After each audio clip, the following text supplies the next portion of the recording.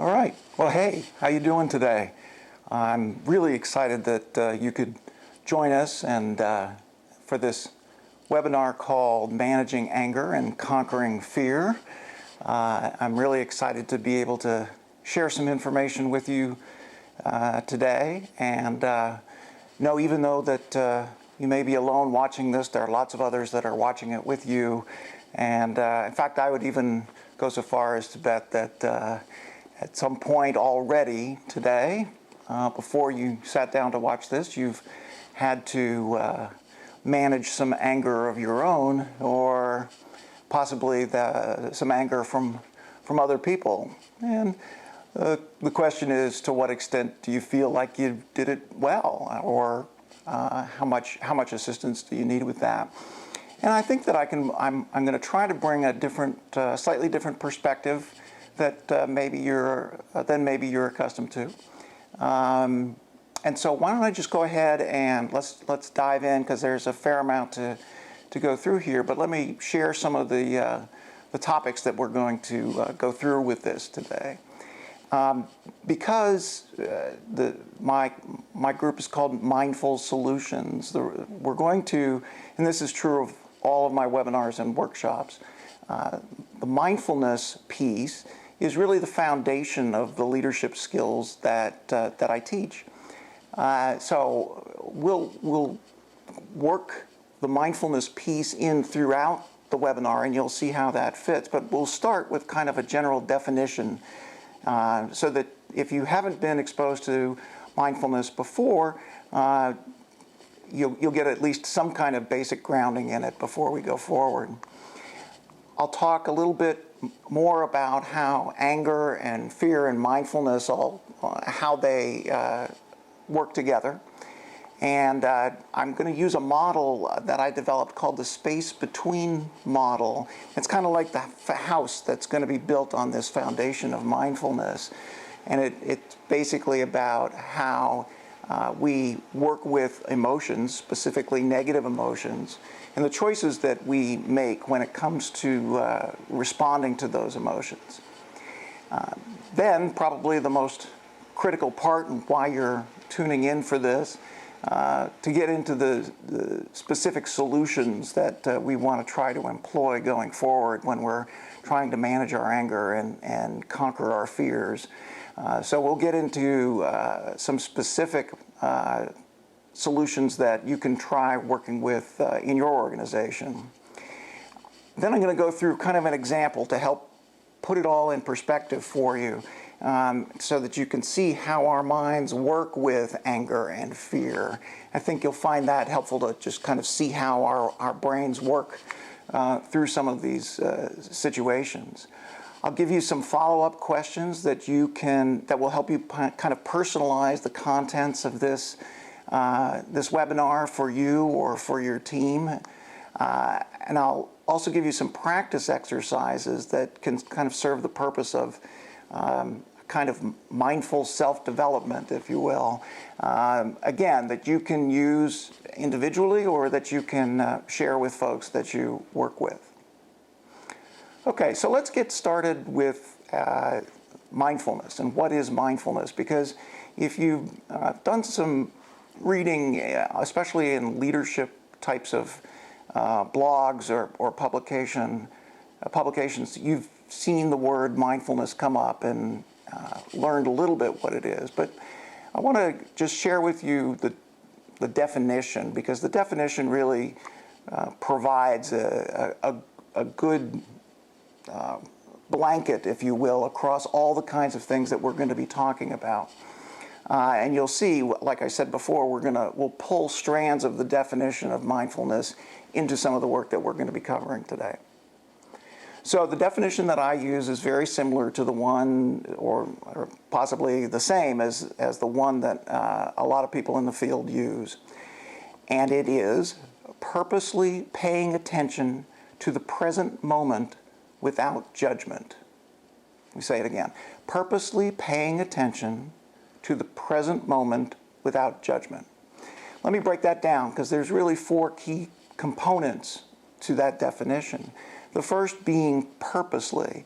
So we're going to learn how to, in the moment, on purpose, look at how emotions drive behavior, and specifically how anger and fear drive not only our behavior but the behavior of others, and what to do about that. So there will be real purpose behind what we do and how we choose to respond to anger and fear.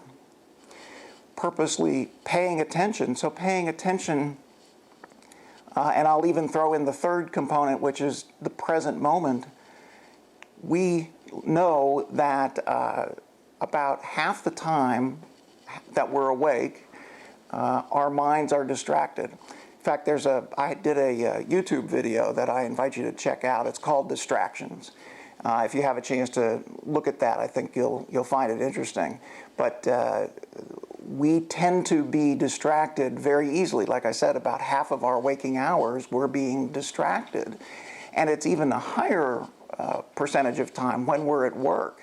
So if you think about that, at a time when we're supposed to be productive and working hard towards our personal goals and the goals of the organization, we're distracted by stuff. You can't go, the average is, you can't go more than 3 minutes at work without being interrupted. Some of you may not be surprised by that. The things that we're distracted by are either things that have happened in the past, so we're thinking about maybe that argument we got into with our spouse before we left for work, or we're thinking about the future. So am I going to get out of work on time so that I can go see my kids' Little League game? Those are the kinds of distractions that we've got to work with all day. And some of those distractions can involve anger and fear. And so, like I said, we'll work through some of those. And then probably the most important but the least talked about component of mindfulness is the non-judgmental part. So we're going to do all this. We're going to purposely pay attention to the present moment without judgment. And that means not only not beating ourselves up for things that we felt we did wrong or could have done better, but also not judging others.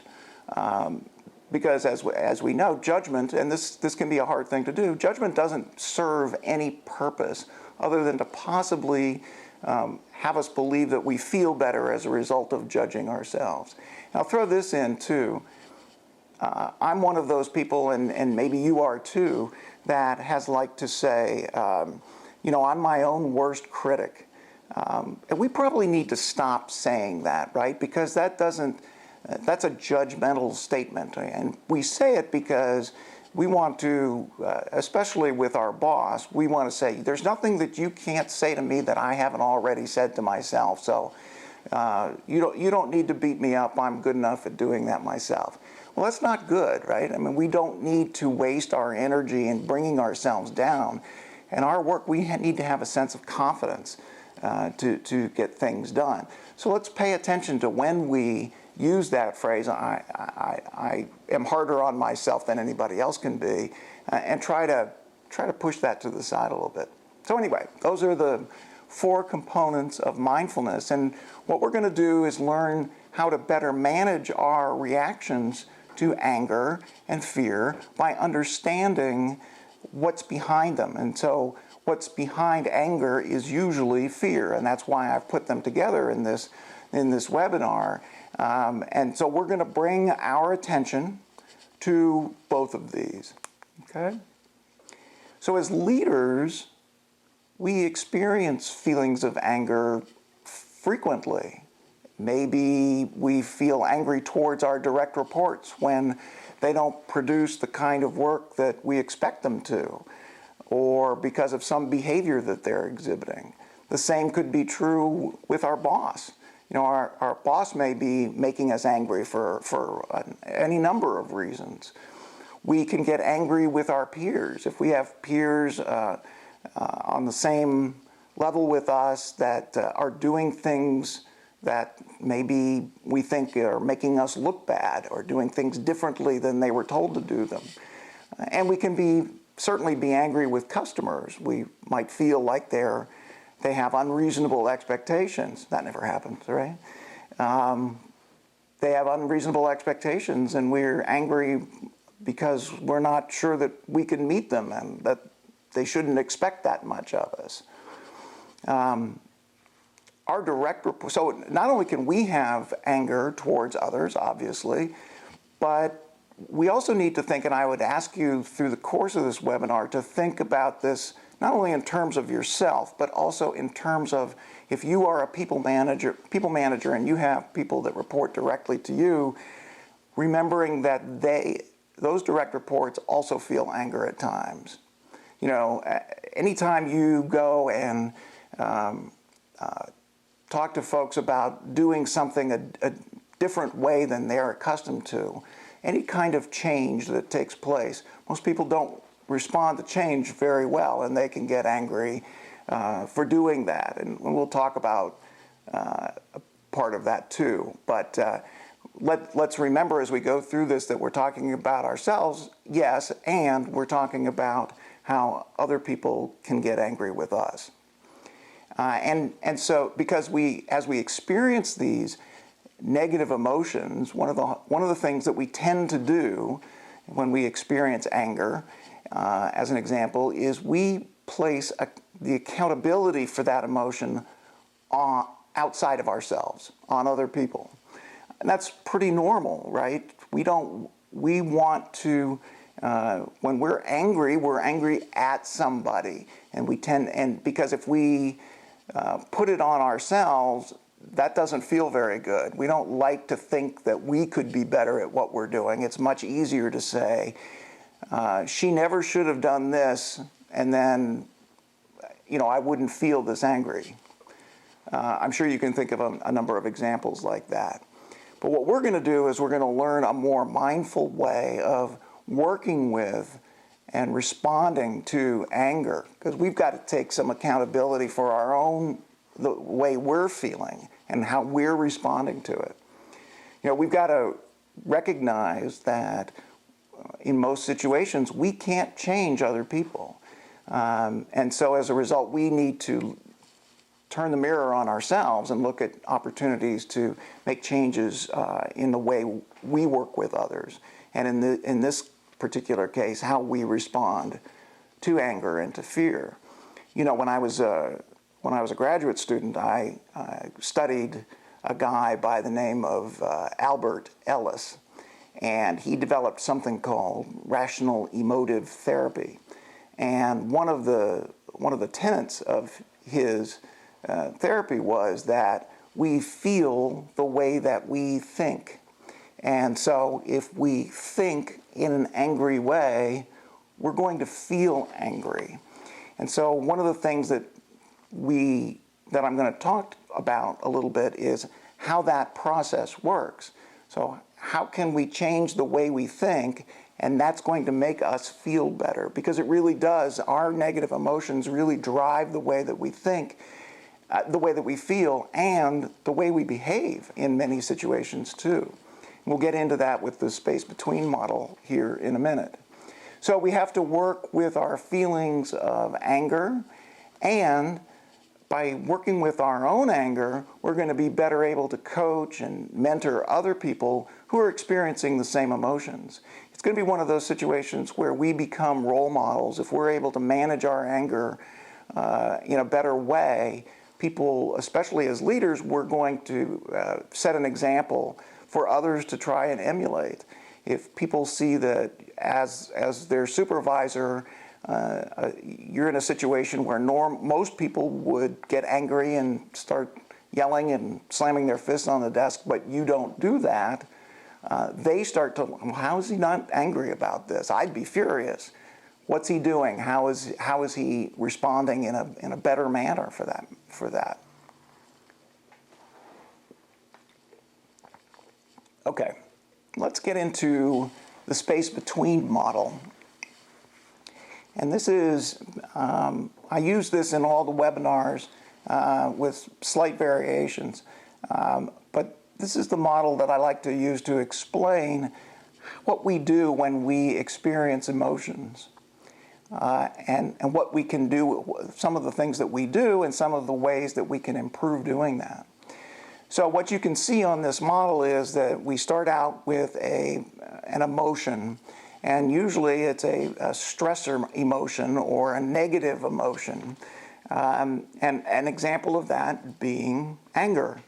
Another example of that being fear. I think most people would classify those two emotions as being negative and being stress-causing, right? So as we experience those emotions in that moment, in that present moment, there are two options, essentially. And what our default is when we experience negative emotions is we react to them. Okay? And there are a number of ways that we can react to them. One of them is physically. We can have physical manifestations of our anger. So I mentioned before yelling and slamming fists on the table, and those are behavioral. Those are good examples of behavioral. Some people feel them physically too, right? They get headaches when they feel angry. Maybe their muscles tense up when they're angry. I know that for me, sometimes I can feel that anger just kind of rise up in your throat. You ever feel that, like you're turning red, and people can see that you're angry, or maybe your face gets flush? Those are physical manifestations of anger, and like I mentioned before, the behavioral ones are pretty easy to see. Slamming your fist on the table, slamming doors, yelling at people. Some people, for example, when they're feeling angry, if they are smokers, they say, I need to go outside and have a cigarette, right? That's how I handle my stress or handle my anger. Those are behavioral manifestations. For me, the way people can tell when I'm angry is my voice gets very quiet, and I start talking very deliberately and quietly. It's kind of the opposite of what a lot of other people do when they yell when they're angry, right? So lots of different ways, and it's important, especially with the people that we work with every day, to try and understand a little bit how they react when they get angry. And yeah, you can ask them, but you can also observe it very easily too. So it's a good thing to try and pay attention to, because it varies from person to person so much. So like I said, that's the default. Most people react when they feel angry that way. And oh, by the way, let's not forget fear. So how do people react when they experience fear? So the physical manifestations of fear is, maybe they, instead of tightening their muscles, they kind of lean back, and they almost kind of like they're hiding a little bit when they're physically afraid of something. Behaviorally, they might exhibit signs of depression. Their voices may get quieter. There are a number of ways you can think about what do you do when you're afraid, when you experience fear. What are some of your manifestations? So when we experience these negative emotions, our default is to react like I've just talked about. What we're going to try and do is to learn, and this will be the challenge going forward, is in that space between when we first experience that emotion, in that moment, we want to pay attention. And before we go to the reaction default, to be aware, again, be aware in that present moment of that emotion, and say, so it doesn't do me a whole lot of good to slam my fists or to tense my muscles up or get headaches. Those are not positive responses. Those aren't doing me any good. What are my options here? And that becomes, on the other side of the space between, a more mindful response. And so those solutions are a myriad of things, and we're going to go over some of those things in a little bit. But this is a model to kind of take with you as you approach anger and fear, and as you go through your day, your week, your month, your year, as you experience anger or fear, to really pay attention in that space between and be aware of, well, I could go over here, and I can use the kinds of reactions that really haven't served me well over the years, or I can choose a response that's more mindful, that's going to be much more helpful, not only for me, but for those folks that I interact with every day. So the reason that I put anger and fear together is, and I talk about, in a lot of my webinars, I talk about peeling the layers of the onion, to peel back these layers of the onions of, especially of emotions. And when you take anger and peel back a layer on anger, most of the time you're going to find fear. And as we talked about, most of the manifestations of anger and fear are negative reactions, right? But if we work in that space between, we can take charge of that emotion. So let me be clear about this. We're not talking about eliminating the emotions. You can't do that. Emotions are just part of what we experience. What we're talking about is how we respond as opposed to react. What we do mindfully versus what we do mindlessly, okay? So we take charge of that emotion and we change what we do with it. And so what happens is by choosing a more mindful response, we hope that that's going to be more positive. And think about all of the negative reactions, that the physical and the behavioral reactions that we just finished talking about, all of those being pretty negative. Those are things that we don't necessarily want to experience when we feel angry or when we feel afraid. And so we're going to choose, in that present moment, in that space between, a more positive response. And the thing about this is that it is not a switch that we flip or we just do it once and we'll be able to do it forevermore. It takes practice. It's no different than if you want to be a good pianist, you've got to practice the piano. It's no different than, your kid wants to be a good soccer player. Well, he's got to go to practice every day. So this is basically the same idea. If you can make yourself practice some of these mindfulness techniques when it comes to managing your anger and getting over the fear that's behind that anger, this process is going to become more routine. Right now, if you were to try this, it would be a much more deliberate deal, right? If you felt anger, you would probably say, all right, and this all going on in your mind, all right, I'm feeling angry right now, so I don't want to yell, because that's what I usually do.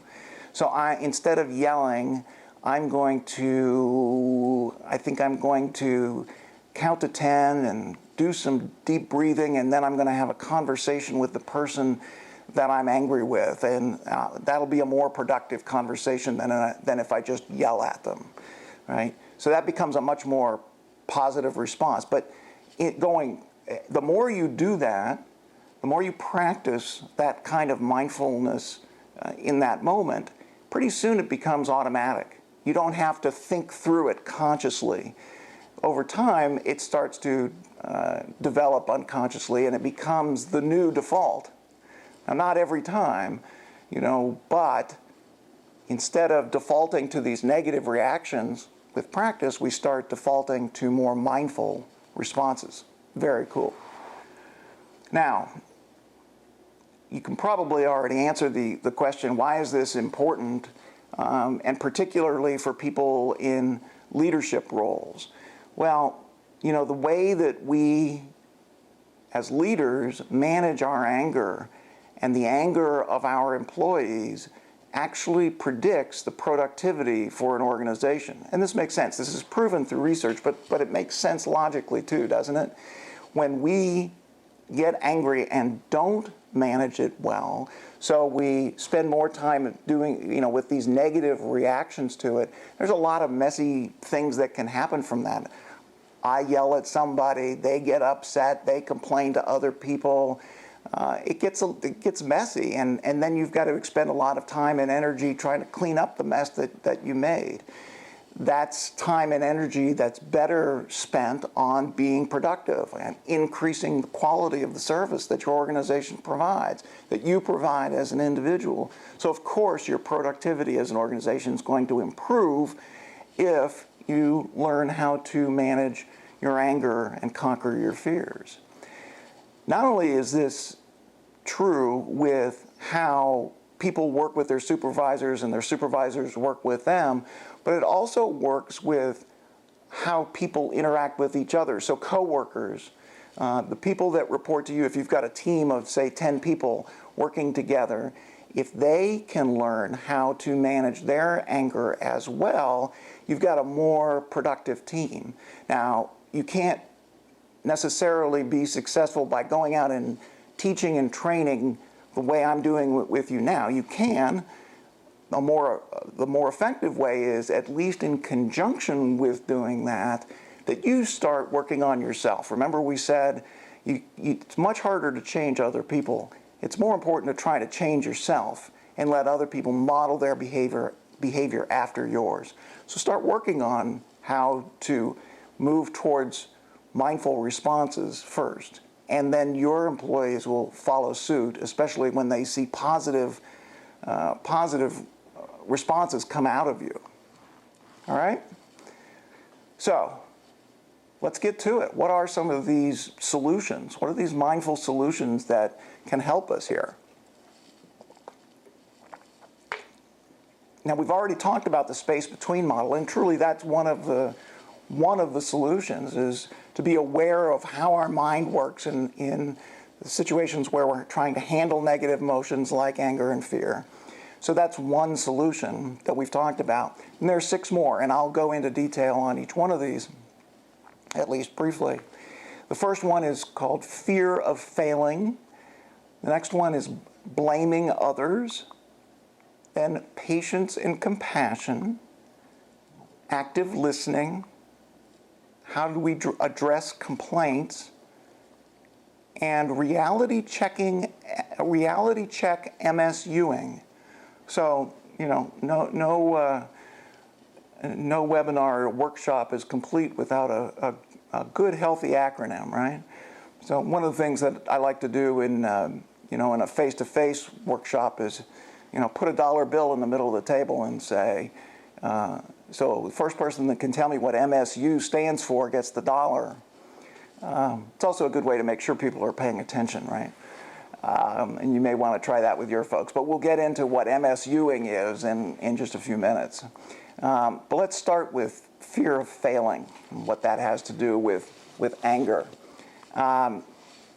So there's a wonderful writing by a guy by the name of Max Maltzby, Maultsby. You may want to Google this at some point because it's fascinating, and I'm certainly not going to go into all the details. But he wrote something called the 4 Fatal Fears. Okay, the 4 Fatal Fears by Max Maltzby, and you can find a lot of information on the internet that's far more detailed. But he talked about 4 fears that, especially for people in leadership roles, can really contribute to less than ideal productivity. And we all experience them to some degree, right? Some people may experience one of the 4 fears more than the other 3, but in general, we all have some degree of fear on all 4 of them. The one I want to talk about now is fear of failing.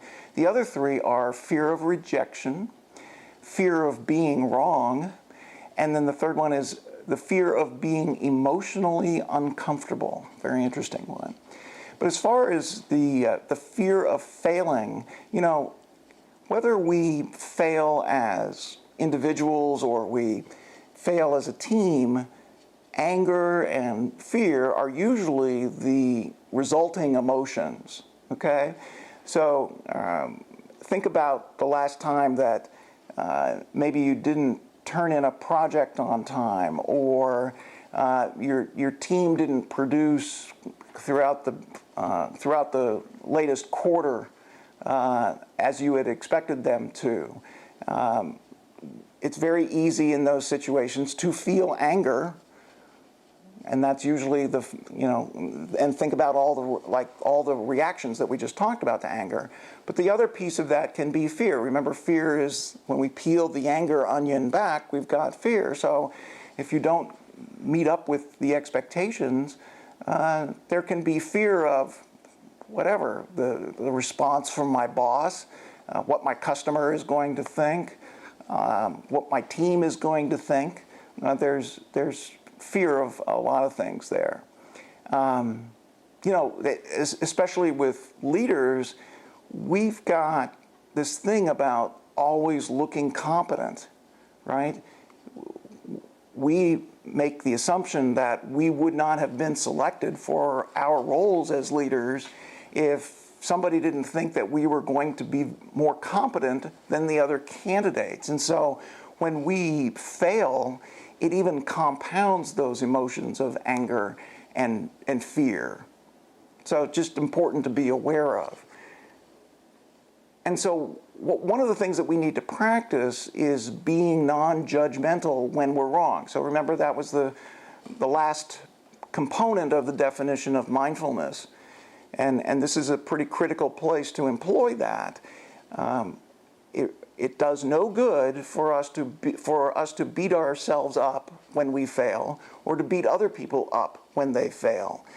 It's very demoralizing to ourselves and to others when we use judgmental words or phrases or have judgmental conversations, especially when there's labeling involved. Again, I'll use myself as an example. That whole I'm harder on myself than anybody else can be. It's not unusual for me to be working on a fairly simple task, even at home, putting together a piece of furniture and then, getting it finished and there's 6 pieces left, and, you can inevitably hear me saying, "Oh my God, I'm such an idiot." Now, that's a minor example, but think of it in the context of work. Think of it in terms of, if you say that to yourself at work, you're criticizing yourself, and what positive comes from that? Are you motivating yourself truly? Are you motivating yourself to do better next time? Probably not. You're going to try and do better next time without beating yourself up. And does it do any good to put that accountability outside yourself onto somebody else and say, that person's an idiot, they're incompetent? It really doesn't. It's not going to motivate anybody to do a better job by belittling or berating or judging their performance in that way. Now, do you need to evaluate people's performances and help them get better at what they do? Of course you do. I'm certainly not suggesting that we don't evaluate the performance of people, but what I am saying is we have to be very careful about how we do it, and do it in a mindful way. Again, not react when somebody fails, but to respond mindfully. The other part of that fear of failing is one of the things that we have a tendency to do, especially new leaders who are new in their leadership role. What they have a tendency to do is to say, well, my boss is putting, or the organization or the customer is putting an awful lot of faith in my ability to do things well. So I'm going to handle it myself here in my ivory tower. I'm going to take this issue on my shoulders and solve it myself. We do that for a lot of reasons, not the least of which is that we want all the praise. What we tend to forget in that moment is we're going to get all the blame if we fail. But the more important thing to remember is that the best ideas come from the people who actually do the work, right? Usually the people on the front lines.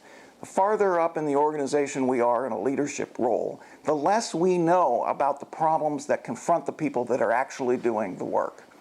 I got a promotion with a company that I used to work for many, many years ago.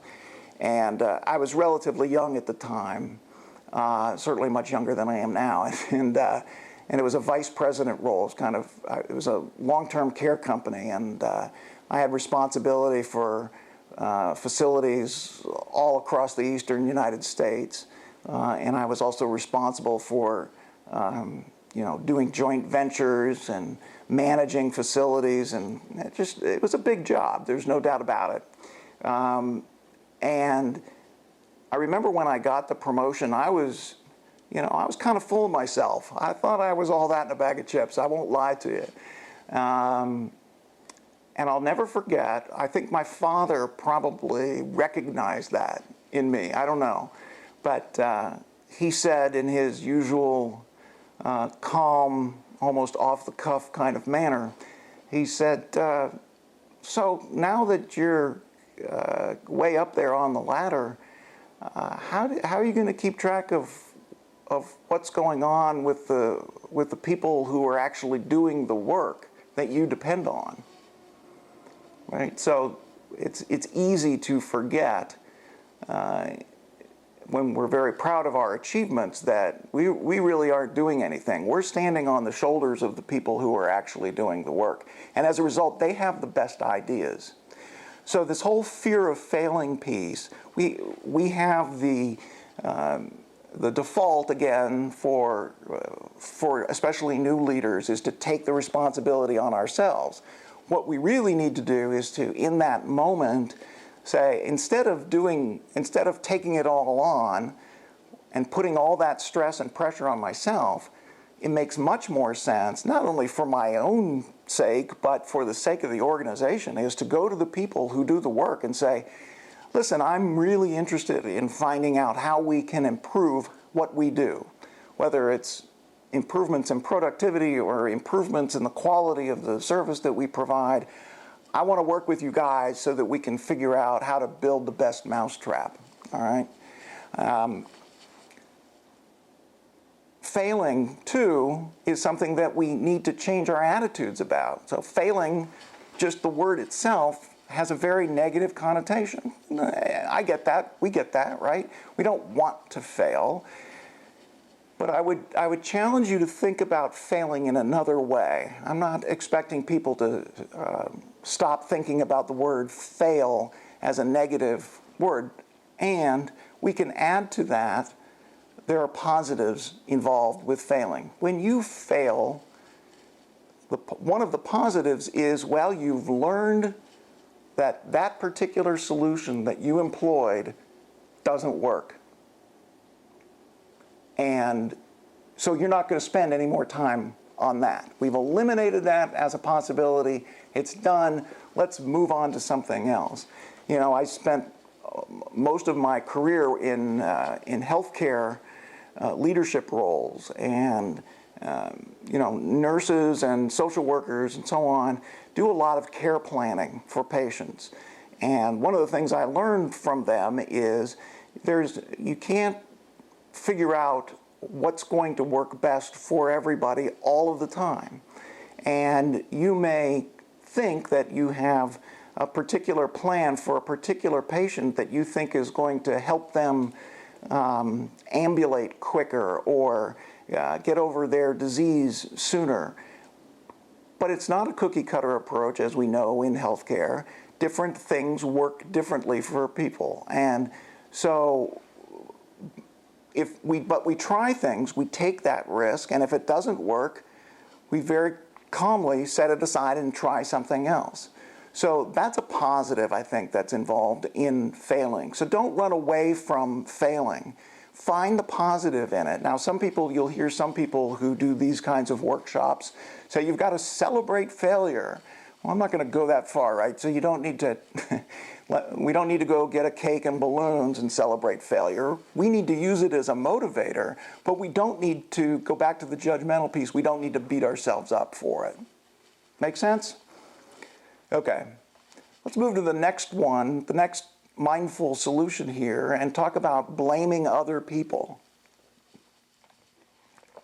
So, blaming other people is pretty easy to do, isn't it?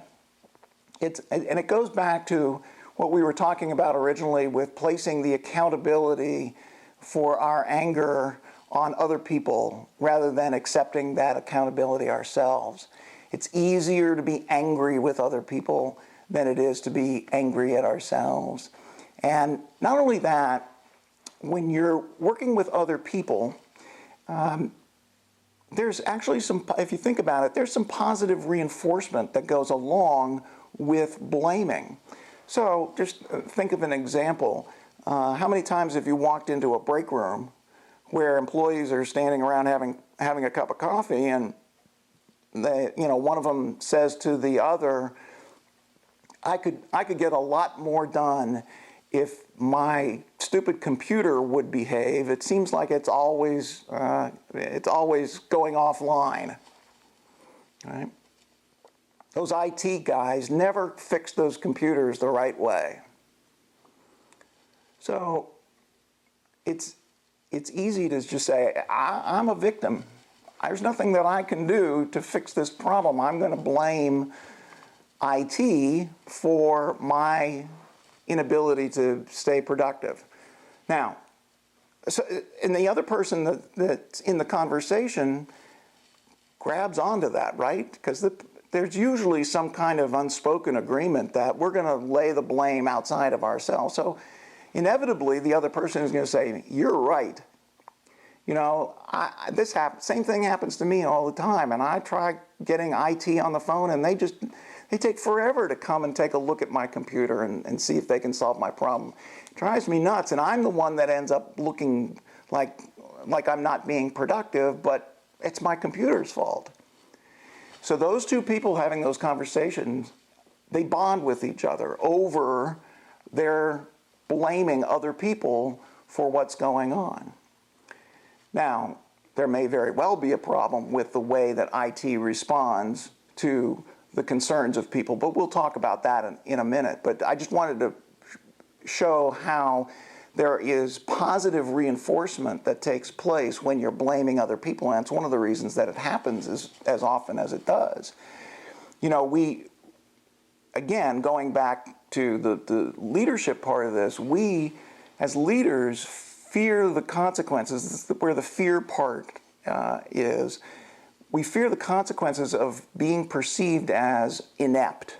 And so it's very easy for us to blame other people because that deflects those perceptions of being inept, right?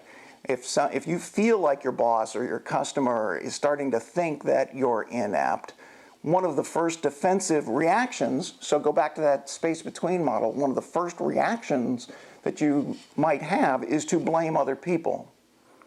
All right? But part of being a leader, and maybe the most important part of being a leader, is accepting that accountability.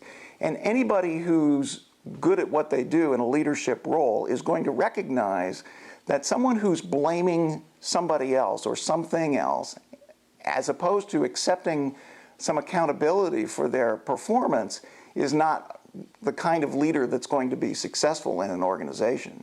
So we need to bring awareness to that fear, right? That fear that's behind the anger that's driving this, right? So what am I, in a particular situation, what am I afraid of? Is it a fear of failing, as an example? Another part around the blaming piece is we need to try to be mindful of individual circumstances that might contribute to blaming behavior and have a conversation about those. So as an example, if my boss, if I know that my boss is having some real challenging personal life issues, maybe she's going through a divorce, and it's messy and it's not fun, and she's really struggling with this.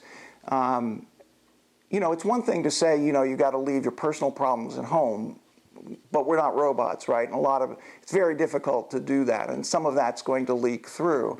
So if she's blaming you for things that maybe in the past you wouldn't be blamed for, or at least not as quickly, we've got to be aware in that situation, in that space between, that she's under her own stressors that she's trying to manage too. And we're all human, and we do the best that we can under those situations. We can react with anger when she does the same to us, but that's not going to go anywhere, right? It's only going to take a bad situation and make it worse. The same thing is true when we're when there's anger between us and one of our direct reports. Maybe they're feeling some anger towards you about something. How much do you know about their situation? Is lashing out in anger a typical response for them or not? Are you picking up on maybe even some nonverbal signs that leads you to believe there's something going on? In either case, the important thing to do is to have a conversation with the person. Rather than let it linger, and when I go through my example here in a little while, you'll see what can transpire if you don't have a conversation.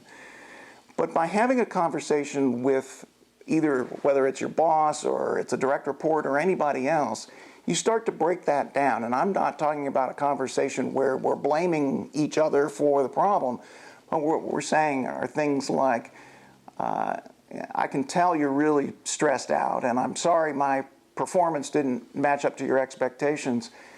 I'd like to talk about it some more with you, and I'm worried, I'm concerned about you, but I'm also concerned about making sure that I meet the expectations that you have of me.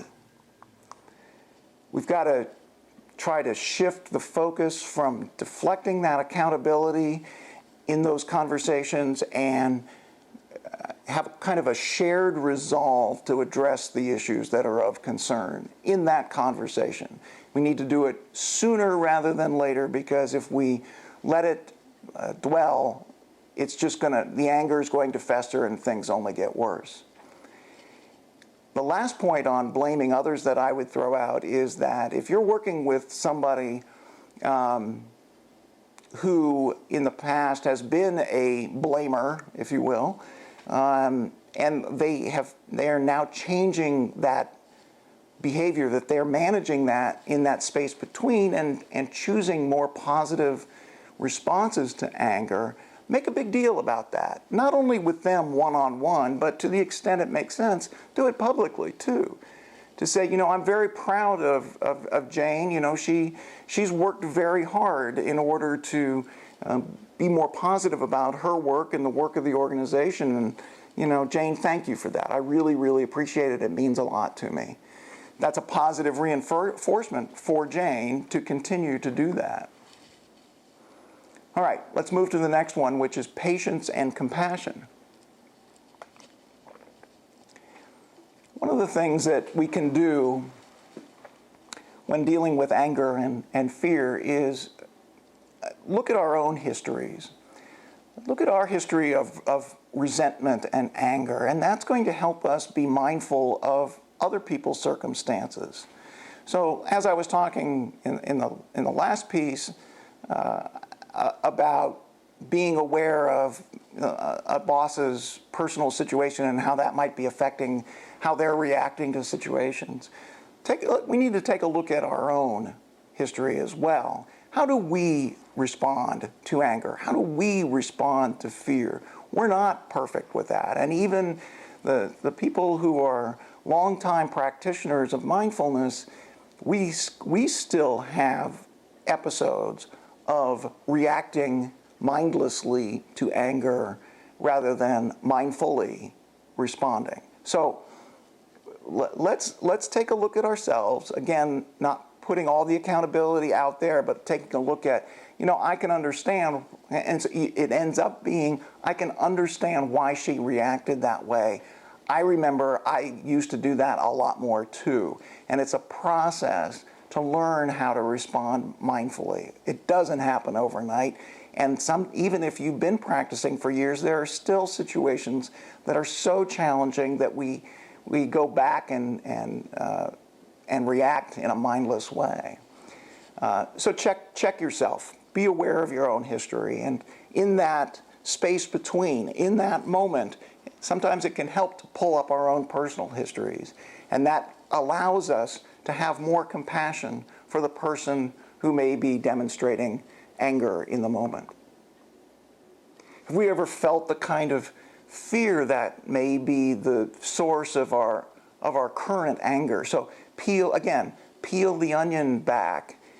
In order to diffuse that anger, ask yourself, what's that fear that's back there? And could if someone else is angry, could they be experiencing the same kind of fear? Again, these are techniques to use in the space between.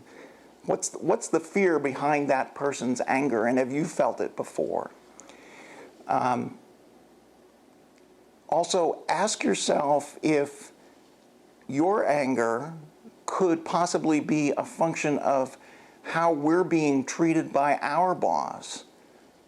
So if we find ourselves jumping all over one of our direct reports, and afterwards we say to ourselves, no, I don't do that. Why am I no better than to do that? Why am I doing that? One of the questions to ask yourself is, how are you being treated by your boss? Are you starting to pick up some of their bad habits, if they have them? And ask yourself, okay, am I being mindless in how I respond to somebody else's anger because I'm parroting somebody else's mindless reactions?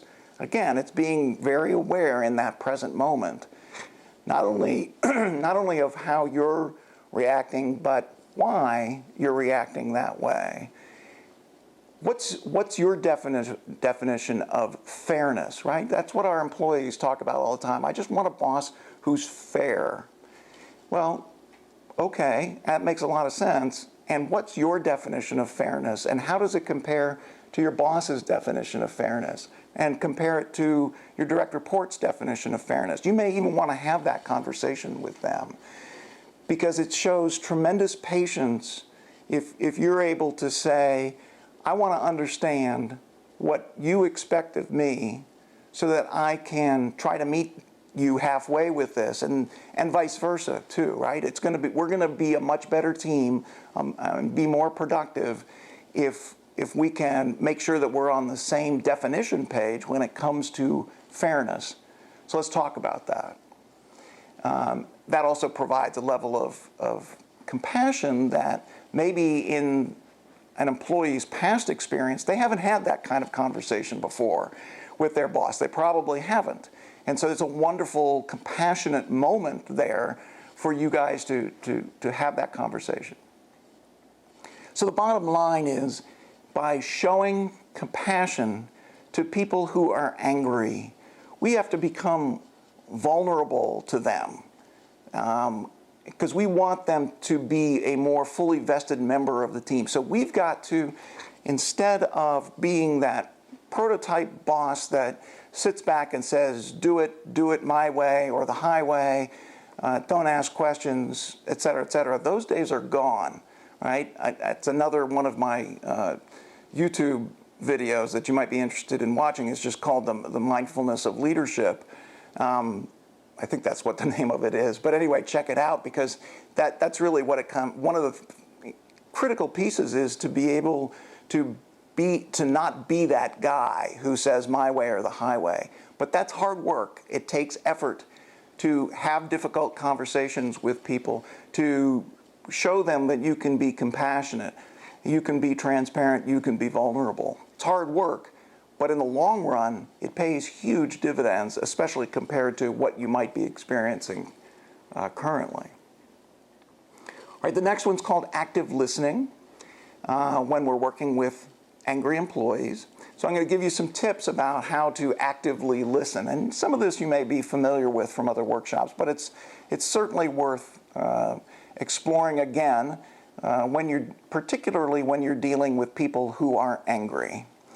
Now, the first thing that people don't want to feel when they are angry about something is that you're not paying attention to them. They want your full attention. And truthfully, the only way that you're really going to be able to fully listen to what they're saying is by eliminating all the distractions that might pull you away from that conversation. Now, one of those things may be, if somebody comes blowing into your office all mad, to say very honestly, I see you're angry, I really want to talk to you about this, I have to meet a deadline in the next 30 minutes, but let me set aside some time when that's finished and we can talk so that I can give you my full attention. My fear right now is that if I put this aside, I'm going to be sitting here worrying about missing a deadline and not really paying attention to you, which is what I really want to do. So let's get together in 30 minutes and we'll talk. Hypothetically, Parenthetically, that also gives that person time to cool down. It's a win-win from that perspective. But if you're going to have, when you do have the conversation, whether it's now or in the future, you want to eliminate the distractions so that you can be fully aware of what people are talking about. I had a leadership role in a company where I purposely set up my office, moved the furniture around in my office so that my desk was behind me. So when I had to pay attention to somebody else, I had to literally turn my back to the work, right? The work that was behind me, so that I wasn't seeing when emails popped up on my monitor. I wasn't looking at the spreadsheets that were sitting on my desk. Those kinds of things weren't drawing me away from the attention that I needed to be paying to the person that I was working with. Be aware of the fear or the possible fear that the person that you're working with might have of talking to you, especially if it's somebody that maybe you haven't had that much interaction with. They may seem angry on the outside, but there's probably, whether it's conscious or not, a fear about talking to the boss. How's that going to go? They don't know how you're going to respond, especially when they're upset and angry. So recognize, at least internally, there's certainly nothing that says you need to verbalize this to the person, but just be aware in that present moment, broken record yet, in that present moment, that there's probably some fear behind that anger of the person that you're talking to. This is the hardest part. Resist the urge to construct a response while the other person is talking. We all do it, right? It's the most natural thing to do in the world, especially for people in leadership roles. It happens to everybody. When someone's angry and they're coming at you, you've got to expect that they're, A, not taking any accountability for whatever they're angry about, and B, they're putting it on you. And the thing that we always seem to feel the need to do as leaders is to protect the shield, right? We're going to get defensive and argue in the other direction, and probably end up getting angry at the same level that the other person is angry. We have to be very careful in that moment as we start to construct a response to what that person is saying, to stop ourselves. We cannot multitask in that regard, because as we're constructing a response in our own minds, there's some percentage of our mind that's not dedicated to processing what the other person's saying, or some of the nonverbal cues that they're giving off. So we're not actively listening to that person as we're starting to construct a response in our minds. So if we try to be aware of when we're constructing those responses and quit it, just stop, say, oh, there I go again, shut it down, non-judgmentally, don't beat yourself up for it, but just shut it down and tune back in to what the other person is saying. And if you even need to ask for the person to repeat something, you can do that. I missed what you were saying a minute ago about such and such. Go ahead and do that, because you want to make sure that you've got all the information as you start to work through this difficult conversation. A lot of times in your role as leader, if you've got a policy by which people feel comfortable coming to you, a lot of times people will come to you with ideas about how they think that the workplace can be improved. At least I've found that a lot of people come to you with ideas that just aren't going to work for whatever reason. And usually it's kind of budgetary reasons, if you will. But one of the worst things that you can do in that situation is to shut that person down by saying, we can't do that, right? I mean, anything short of, landing a spaceship on the front lawn, we need to be open to anything that's credible. and thank the person for thinking about ways to improve the organization and the culture of the organization. If it's not an idea that can be taken forward to the next step, make sure you take the time to explain why and show the person. And so if it's a financial issue, maybe you can sit down with the person and be transparent to the extent possible about the financial situation and say, so we can't, it's like anything else. If we choose to implement your idea, the amount of money that it's going to take to do that is going to have to come from somewhere else. And here's where we're currently spending our money. Where would you suggest? And maybe we can do it. Maybe we can live with 5 types of coffee instead of 25 types of coffee.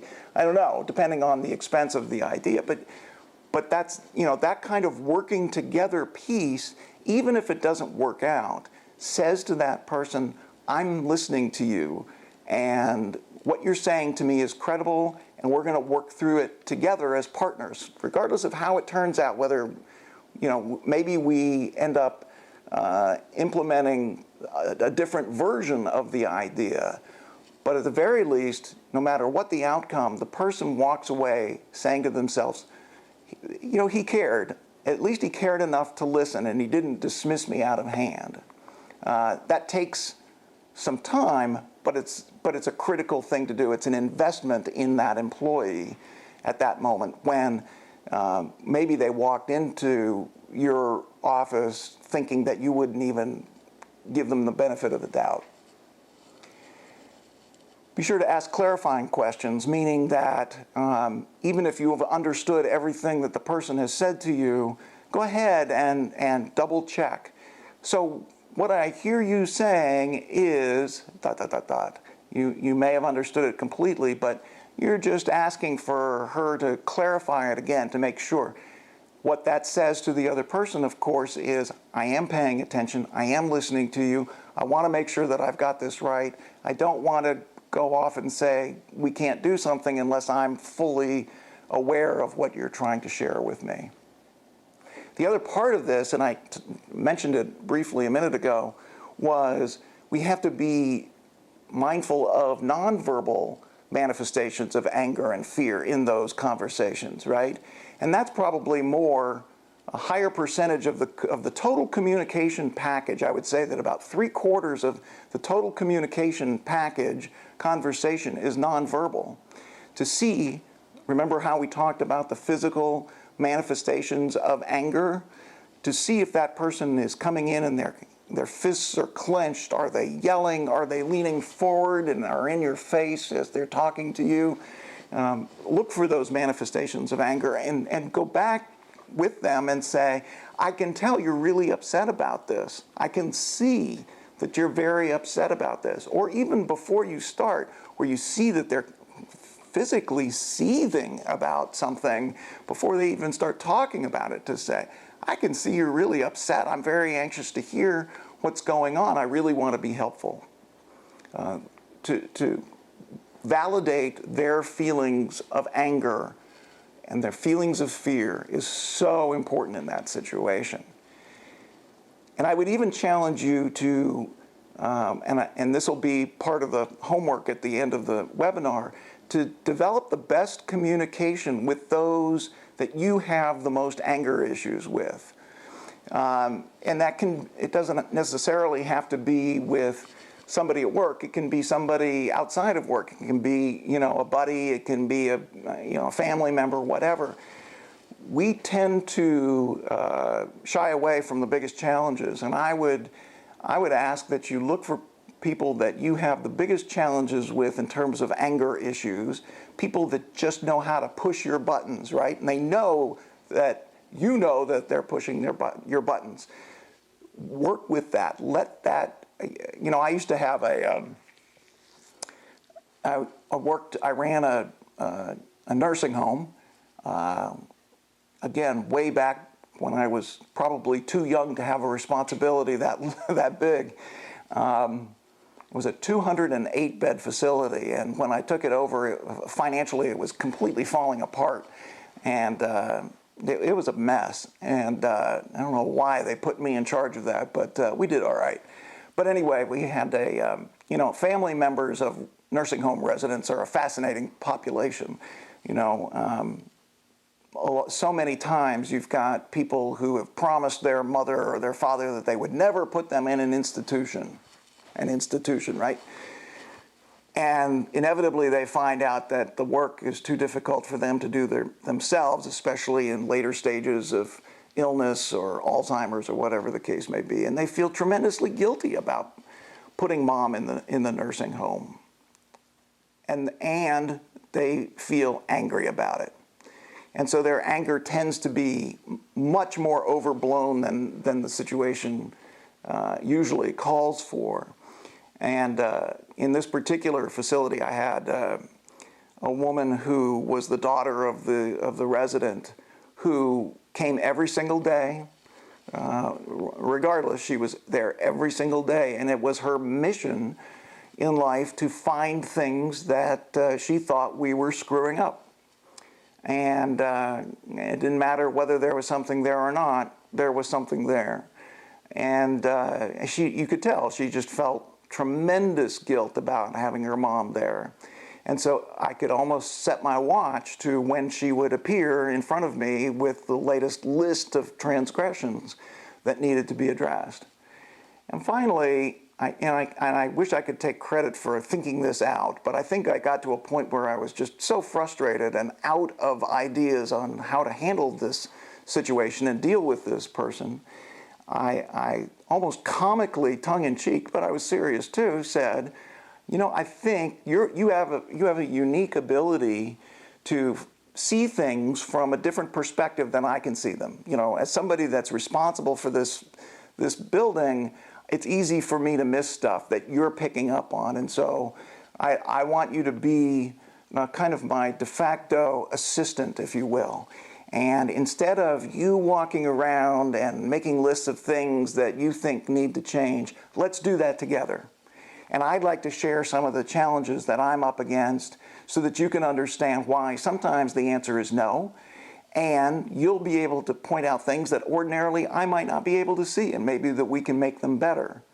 Well, she loved that, right? She thought to herself, this is exactly what I want. Finally, maybe I'll be able to get these things changed that I want to get changed. Well, it worked out, as you would imagine, it worked out to the benefit of both of us, because I did see things, or there were things that I wasn't seeing that she was, that were totally legitimate and needed attention. And that made us better. And it also helped her understand, as we talked a little bit about some of the barriers, whether they were financial or otherwise, to doing everything that she wanted to do. She toned it down. She became much more friendly. She was much more respectful of my staff and me. And we just built a really good relationship. In fact, when her mother passed away, it was very sad, because I had gotten to the point where I enjoyed working with her and having her eye to kind of keep me honest, if you will.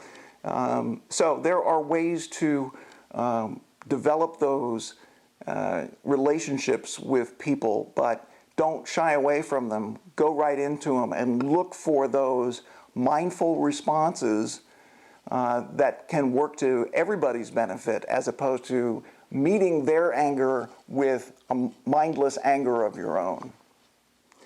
Finally, in terms of active listening, please remember that as a leader, we are in love with the sound of our own voice. Again, we make this thing up, I don't know where it comes from, that because we are put in this leadership role, we've got all these incredibly important things to say.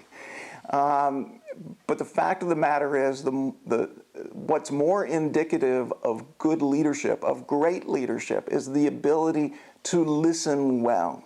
And understanding that the ability to listen well is much more important than speaking well. And in fact, listening well helps diffuse anger and fear much better than anything that you can possibly say. Remember that, especially in that space between when you're trying to construct responses when someone is angry. remember to listen. Okay, next one is addressing complaints. And this is a pretty simple one, actually,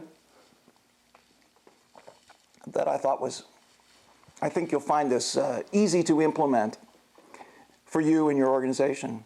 Because complaining is just a waste of energy, isn't it?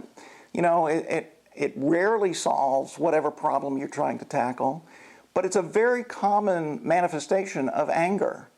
You know, going back to that break room conversation of how IT can't seem to get the computers fixed, you know, that type of complaining, other than forming a bond with somebody else that feels similarly, there's really nothing that is positively accomplished by complaining.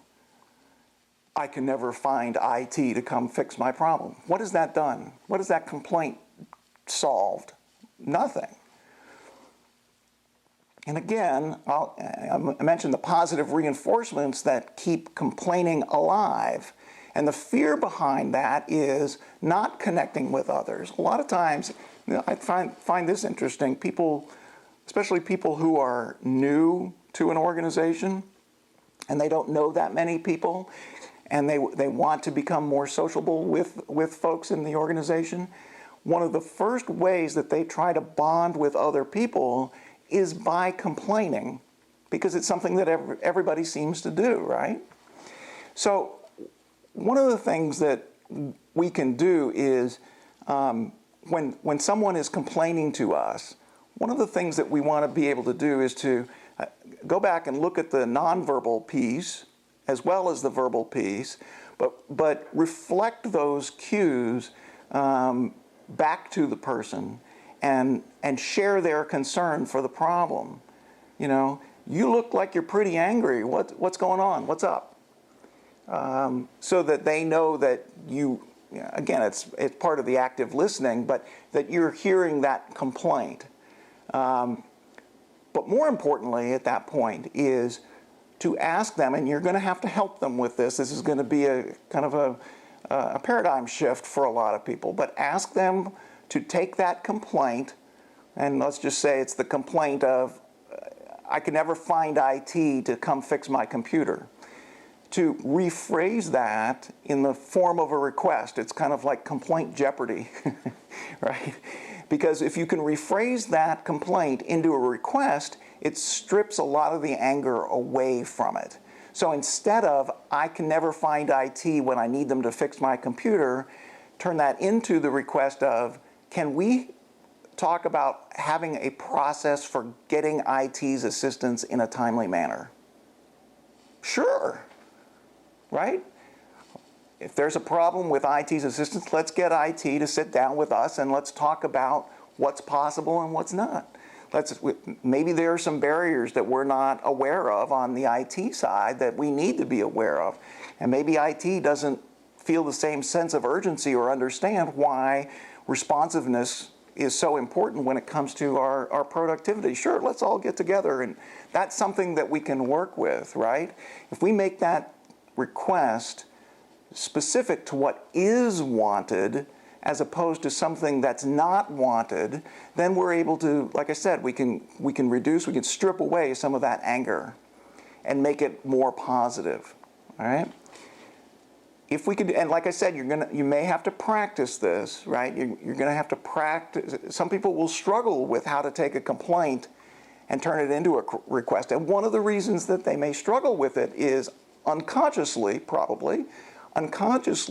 they recognize that they're losing something that helps them to bond with other people, the complaining. So if every time I complain, I've got to turn it into a request, people aren't going to bond with me over requests like they do with anger. Now, they're not going to think that through. That's an unconscious process. But there may be some reluctance because of that, and that's something for you to be aware of and help them with it. I just don't know how to put that in, how to take that and make it a request. I don't know how to do that. Take your time with them, walk them through it, give them another example, perhaps, of a complaint that has nothing to do with what they're talking about, so that we kind of take something that's less emotional, perhaps. Give them another complaint and have them turn it into a request, and then get back to what they're upset about, the IT issue. And eventually, it can become almost a running gag, if you will. As somebody starts to complain, they'll catch themselves and say, oh, request, right? Okay, so I guess what I'd like to request is, and it's a nice little thing, because then you actually have things that you can work on together. And remember, too, you got to follow up on these requests, right? This isn't just an exercise to do it differently. We still need to make sure that we follow up on requests and close the loop so that the anger doesn't reignite, if you will, right? So even if whatever the issue is isn't solved the way that the person would have liked to have seen it solved, at least it's solved. At least they got an answer, and they know that they can trust you as a leader to follow up with their requests. That you're not going to follow up on complaints, but you are going to follow up on requests. All right, last one. Remember I talked about the acronym of MSU? Does anybody know what MSU is? This is one of those times when I wish we could really talk. I'd love to hear what some of you who are watching this actually think MSU stands for. So MSU stands for making stuff up. I got to censor myself. Why do I have to censor myself? This is my webinar, right? Okay, so for those more sensitive of hearing, I'll stick with making stuff up. All right. So making stuff up it's something that's it's kind of natural in the environment, if you will. It occurs in the absence of information. So when we are wondering about things or worrying about things, and we don't have all the information that we need, there becomes this void. So, for example, if we see the executives of our organization meeting multiple times in one day, and that's not normal for them. They rarely get together, but now all of a sudden the last few days they've been meeting 3 and 4 times a day, but you don't know why. What you tend to do is, in that absence of information, in that void, you make something up, right? And it can be wild sometimes what you can make up. Oh, our company's going to get bought out. You know, that's a common one with that example. So we make stuff up, and what that can do is generate anger. Not only does it generate anger about what might happen that you're making up, but on a deeper level, peeling the onion back, we get angry about the lack of information. Why aren't they talking to us about this? We have a right to know what's going on. Though you start hearing those kinds of things. And they also, again, peel that back another layer, and then you'll find the fear. Oh my God, they're gonna sell the company and we're all gonna lose our jobs. So it's like I said, this is a natural human behavior. This MSUing is something that we all do. So it's not the problem. We're not going to solve MSUing because it's just so human. We just need to come up with what's the right response. What's the mindful response in that space between moment for MSUing? And because the problem is when MSUing isn't checked against reality. That's when it can turn into anger and fear. So the answer to MSUing is to check it against reality, right? The longer you wait to get the accurate information to fill that void, the more opportunity there is for anger to grow and feed on itself. So go check it out, right? It may be going to your boss and saying, hey, listen, I don't know if you're noticing or if other people are noticing, but the CEO's team they're running around and getting together a lot, and it's causing a lot of concern amongst the rest of us. It's not normal behavior for them. Do you know anything about what's going on? And your boss may legitimately not know, or know and maybe share some information back to you that can help fill that void. Or if he or she doesn't know, they can go say, I hadn't noticed that, let me go see if I can find out what's going on. You know, I'll share with you what I can. I may not be able to find out, but let me see what I can find out. right? And so by doing that reality check against the MSUing helps to diffuse that anger, okay?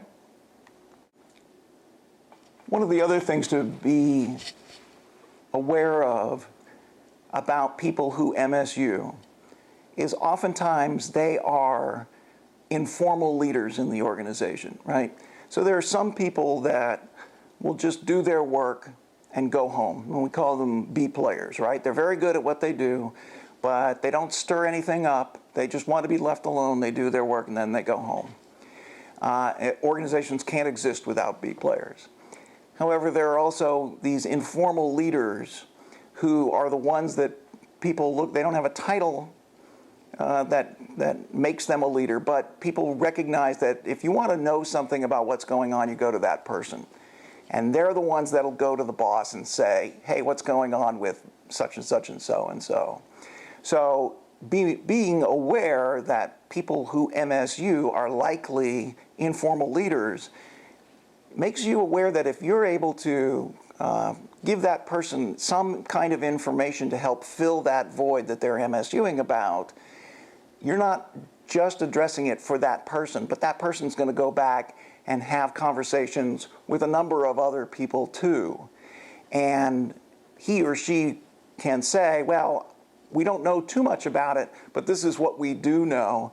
And Eric promised that he's going to keep us in the loop on the stuff that he can find out about and share with us. And he also reminded me, you know, there may be things that he can't share with us, and that's just part of working in an organization like this. In that respect, an informal leader can kind of do some of your dirty work too. So it's especially important to be aware of how you respond, not react, how you respond to those informal leaders who are doing the MSUing. It's going to help reduce the amount of anger. The other thing that you can try and do is to, you know, if you're aware of a solution to a problem, or forget the example that I was using before about, you know, CEO and leaders running around. But if there's a solution that you can work on and you can do it with the person that's doing the MSUing, involve them in the process of resolving whatever the problem is. Remember when we were talking about turning complaints into requests? If you do that and have a request that you want to work on together, that person is going to learn, hey, you know, if I bring a request, or if I, instead of making stuff up about something, I get involved and ask if I can be involved, I'm going to get a lot more information that way that I'll feel better about my job, and I can share it with other people too. So try to involve them as much as you can. Sometimes it feels easier to involve the B players because they aren't going to complain as much. I go back to my original story about involving the people that are the biggest challenge to you, and you can kill more birds with one stone that way. The last thing on reality checking MSUing, and this is a pet peeve of mine, I don't know if it is for you, look for examples of what I call angry speech. And angry speech includes words like never, always, awful, terrible, horrible, because those are the kinds of words that people who are angry use. You always tell us things that don't turn out to be true. Okay, that statement in and of itself is probably very easy for you to disprove, right? Always, I tend to think of a lot of things on a continuum, right? And always is at one end of the continuum, and never is at the other end of the continuum. And chances are, when somebody makes a statement of, you always do this, or you never do this, the truth is going to lie in one of those infinite points in between the two ends of that continuum. So it's very easy to challenge them when they say always or never. Or some of these descriptors like, it was just a terrible thing that you did to such and such and so and so. No, it wasn't. I changed their seat. It wasn't horrible. I just changed their seat. You know, those kinds of things. But call them on it, right? Because again, we feel the way that we think. And if we're thinking about something being horrible or terrible, or that you always do this or you never do that, that's the way we're going to feel. I had an employee in the midst of a full staff meeting, and we were talking about, I think we were talking about the use of data and metrics in the context of evaluating performance.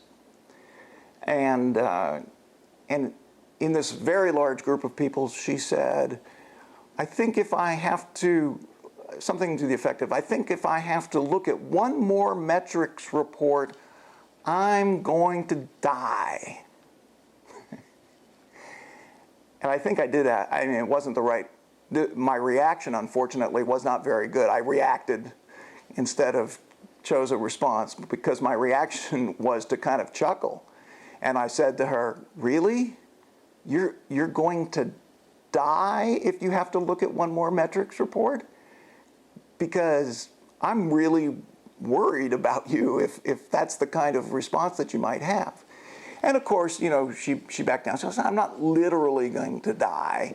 But, you know, we tend to use those words, and then they exaggerate what's really going on and take situations that are this big and makes them this big.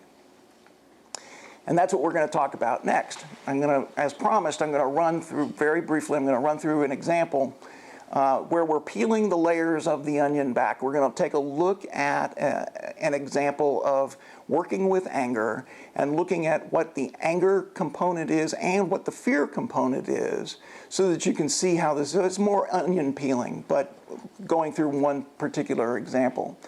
As negative emotions like anger and fear generally come from not being able to get something that we want that's external to ourselves, okay? So usually when we react negatively, it's because there's something that we don't have and we want it. It's external to us. So, for example, the example we'll use here is, I'd like to receive more praise and recognition from my boss, okay? Now, again, go back to what I said at the beginning of the webinar. Think of this not only in terms of you wanting more praise and recognition from your boss, but also think of it from the perspective of one of your employees who wants more praise and recognition from you, okay? So there really isn't a whole lot of emotion in the statement, I'd like to receive more praise and recognition from my boss, okay? However, by not being able to get whatever it is that we want, the emotions of anger and fear, that's when those are produced. And the manifestations start to show up, right? So going back to those physical manifestations of anger, the fists and the muscles tightening and all of that, the getting headaches, and the behavioral ones, you know, slamming doors, raised voices, those kinds of things. That's when those kinds of manifestations show up, when we can't get what we want, right? I'm not trying to make the comparison, but think about what a small child does, what a two-year-old does when they can't get what they want, right? It's a tantrum. We essentially do the same thing, although it's hopefully on a more professional level than laying down on the floor and kicking and screaming. But the anger shows up in this way. We say, I do good work, but when my boss doesn't recognize that, I start to resent her. Now, these are internal statements that we're making to ourselves, and sometimes they're conscious and sometimes they're not. But that's the anger statement, right? I do good work, but my boss doesn't get it. She doesn't see it, and so I kind of resent her for that. Peeling that onion back and exposing the fear part of it is, maybe she's not giving me praise because she doesn't feel like my work is as good as Bill's over there. Now, what's that an example of? Do we have evidence that Bill is doing better work than me? Probably not. So we're MSUing, right? It's at this point when it would be best to go check out with our boss and say, let me tell you how I'm feeling, and I just want to kind of do a reality check here because here's how I'm feeling. If we don't do that, then we start to feel aggressive towards the person that we blame for withholding what we want. And those feelings of aggression kind of, they start to cause us to avoid the person that we're blaming. Okay? So from the anger statement with that is, forget her. If she can't recognize the quality of my work, to hell with her. You hear that anger in that statement, right? I don't want to even deal with her. I'm putting my head down. I'm going to do my work. Forget it.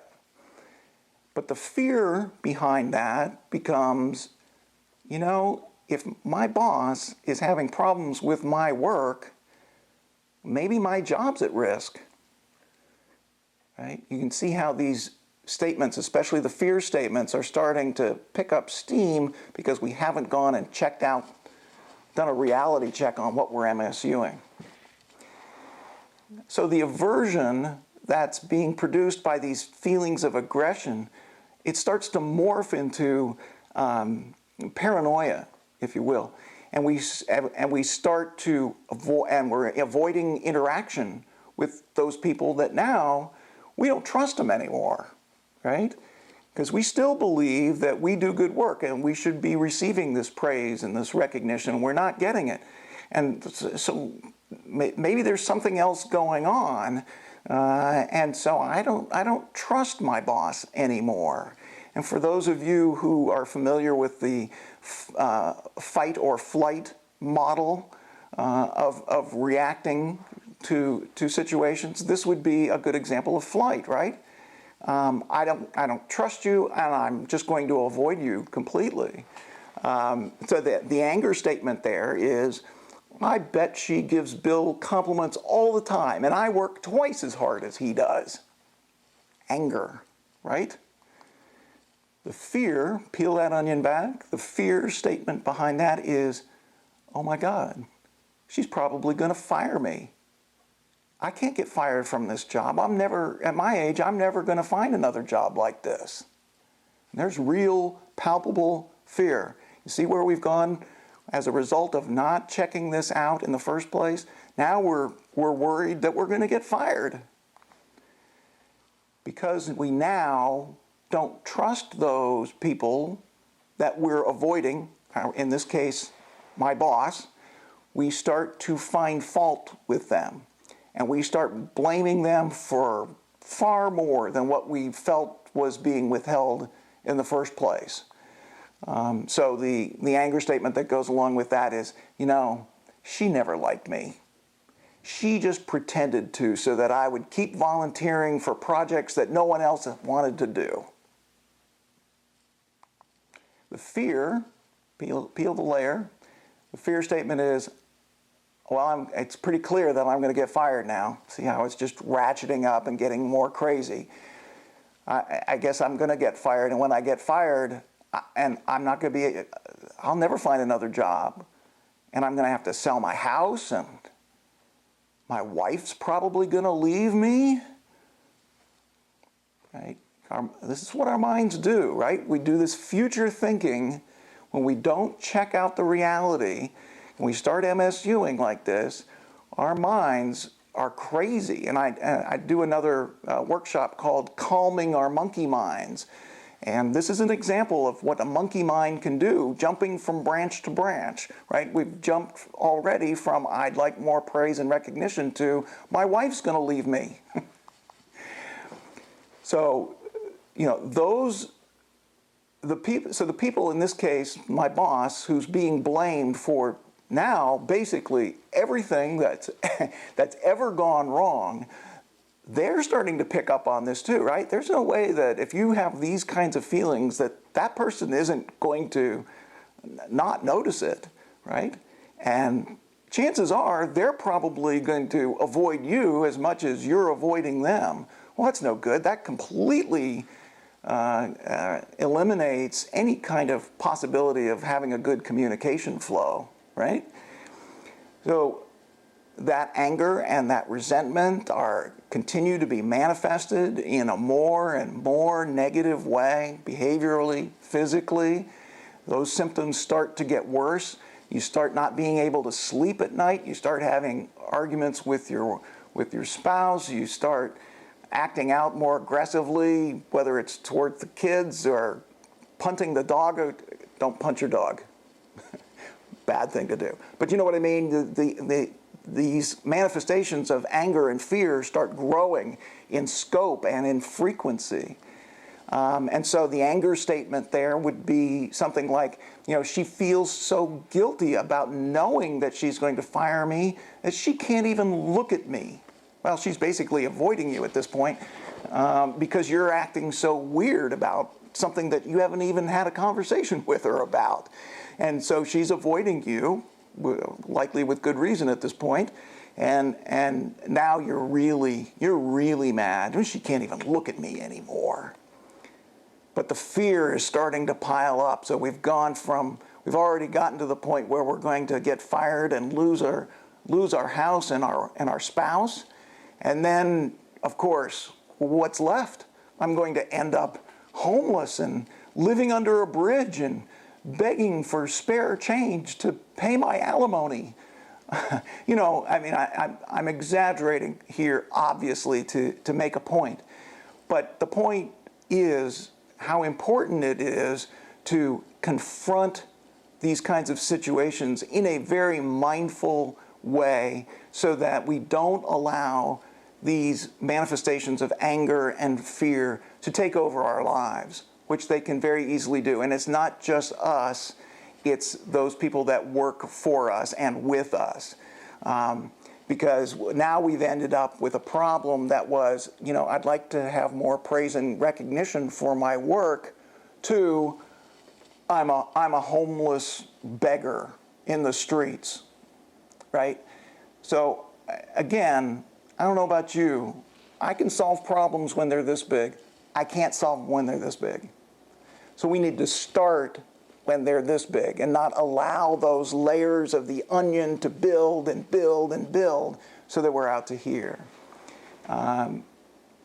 So if we are able to stay aware in the present moment, we can choose mindful responses instead of mindless reactions when we're faced with anger and fear of not only ourselves, but other people.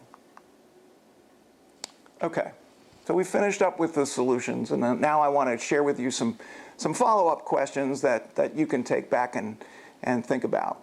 The first one being, what opportunities exist in where you work in your organization to work with anger more mindfully? And you've probably thought of those as we've gone through this webinar. Where are there situations that occur with some frequency where anger, mindless anger, and the manifestations of that anger show up frequently? And what are some of the ways to respond to that more mindfully?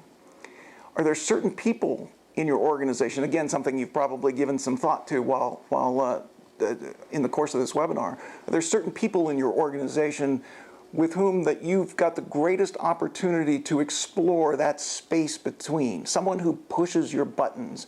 Remember I said, take on the biggest challenge first. Is there somebody, and you don't necessarily have to go up to them and say, you really piss me off, so I'm going to spend more time with you.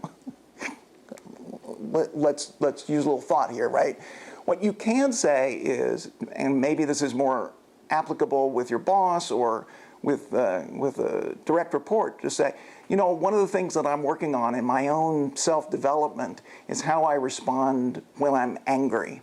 And so I want to spend more time with you because I don't like the way that I react in certain situations when we're together. And I hope you'll help me with my own development. Now, see what that statement does?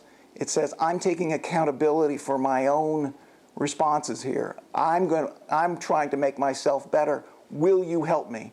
And if there's one thing that people love to do, it's to feel like they can be helpful to somebody else, that they're an expert and I need your expertise, especially if it's somebody that works for you, right? So take advantage of that opportunity.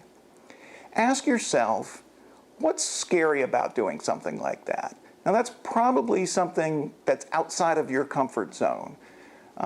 In fact, a number of these solutions that I've talked about may feel like they're outside of their comfort zone.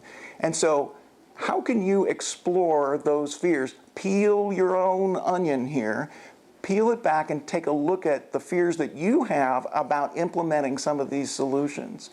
And do some self-analysis there. Where does that fear come from? What can I do to overcome some of that fear? Some of it is, you know, in the words of Nike, just do it. But some of it, you've got to confront some demons about getting outside your comfort zone and taking some risks about implementing some of these suggestions. Now, as far as some mindful self-development work that you can do, and I may have mentioned this earlier, write down, go ahead and think about how you manifest anger and fear. Right? You know, we mentioned things like raising your voice and getting headaches, tensing muscles, slamming doors, those kinds of things.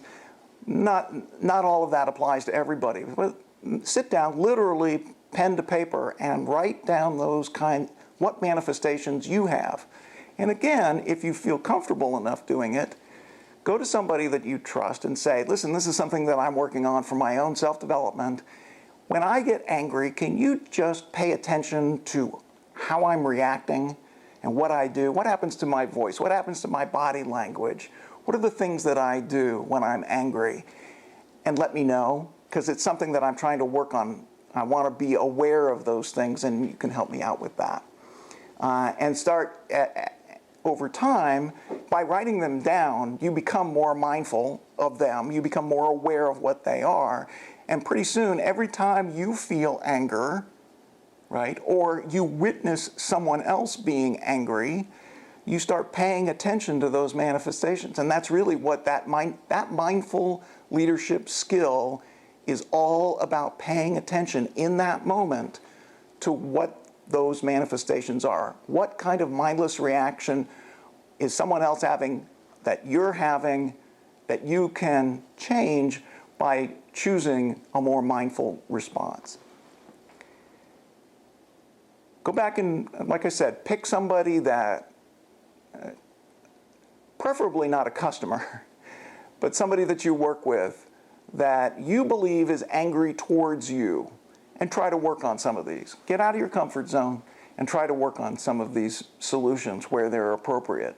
And perhaps you've got somebody that's an informal leader on your team that MSUs a lot or complains a lot. You have the opportunity to do something with that. Go ahead and implement a policy, whether it's for your whole organization or maybe it's just for you as a leader, about asking people with whom you work to turn their complaints into requests. That's a fairly simple thing to do. It's one of the easier solutions that I went through.